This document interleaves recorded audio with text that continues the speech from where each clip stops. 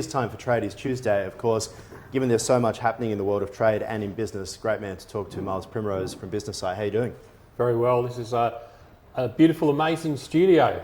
Thank you very much. Welcome to the new home, and your new home, of course, for your program, which is on after this one at 9 o'clock. Obviously, a lot of tradies who are using mobile phones and things these days. We'll talk about that in a moment, but I just want to get your thoughts on the effects that this is having, coronavirus, on the industry, because obviously so much of what we're talking about at the moment is about the effects on business and effects on people, but tradies must be feeling it, and the trades businesses must be feeling it too.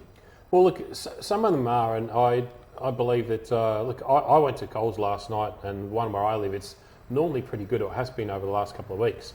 And I went there last night to buy toilet roll and some cat litter. Good luck. There was nothing there. The only stuff that left there, funnily... Do you own a cat out of interest? Sorry? Do you own a cat, or was that redundancy? We've already gone through this, Aaron. I have two, and they're amazing. Right. Yes, of course. Great. They're my best friends. Yeah, great. You'll have 10 soon. Carry on. Yeah, the place was so empty, it was ridiculous. But the funny thing was, people need to focus on their health, and there was a lot of fruit and vegetables there, and there was the health food hadn't been touched. What I was surprised of is there was still alcohol. I went into liquor land. Well, you hadn't turned up yet. It was full. I was like, what are people doing? Get your priorities straight. In terms of what you're seeing in your business and the people that you deal with, because you deal with a lot of businesses, what's been the impact that you've seen so far? So look, it hasn't affected my business, and it hasn't affected my business as far as new people coming on board, which is a great thing.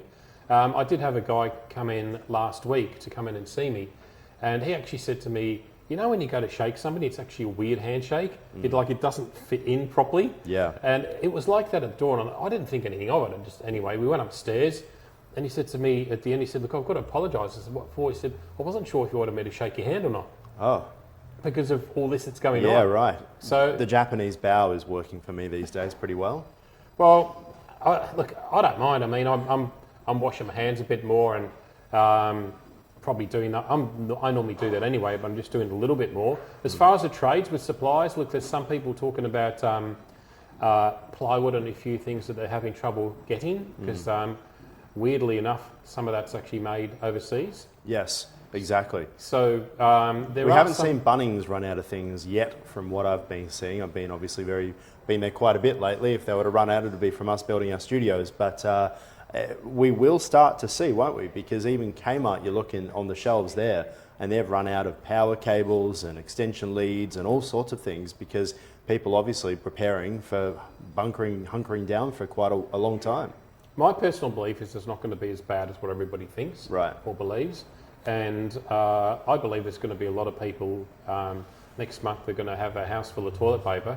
Yes. And things are going to be starting to get back to normal. Crushed to death by a wall of toilet paper. Let's talk to us about trades using mobile phones. Is it a good or a bad thing?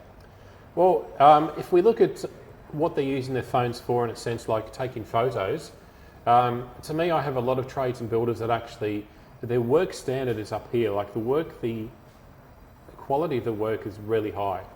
And when it comes to them actually selling or actually asking for a certain amount of money from a customer, it's not going too well, and that could be for a variety of reasons.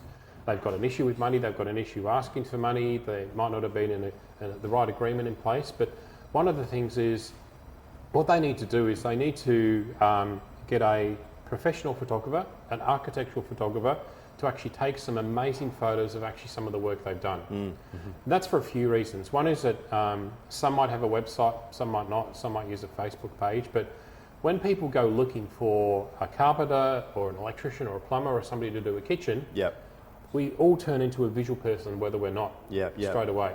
I think we've got a bit of video talking about all this as well. Let's play that if we can. How would you respond to a trades business owner, or maybe even a builder that's unsure about how to actually use your services, or how are they relevant to them? Yeah, well, I mean, we've talked about an electrician, and maybe I've got a couple of images here that would maybe help explain. So what I'm doing here is telling the story of a solar panel installation. Obviously, there's just 3 images there. Similarly, the inverter for that solar panel image. What are the key stages that we go through? Looking at traditional trades. This was the Flinders Street Station one, for example, the old case and sash windows. But ultimately, what I'm looking at is producing photographs of finished buildings. This is the Parliament building in Bangladesh, which I visited recently. This is Mona down in Hobart in Tasmania.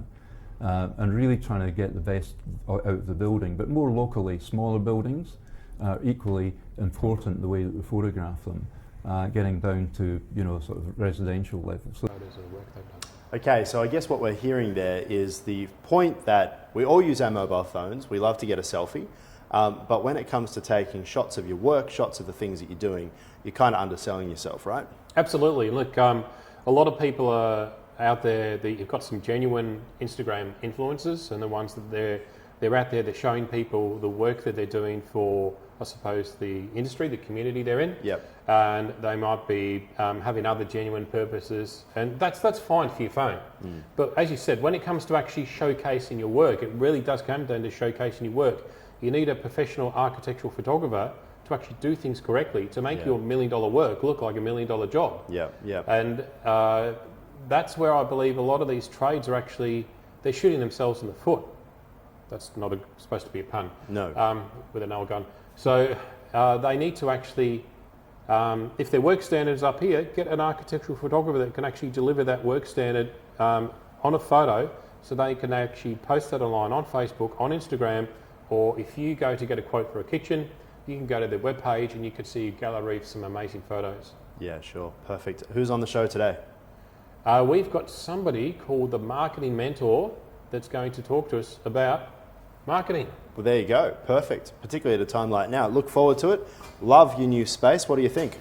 It's amazing. It's I wasn't sure before I walked in today. It's even You thought you'd put your hands on it and the whole thing would collapse? downstairs I could see this blue glow, and I thought this must be home. This is home. Miles, thanks so much for your time.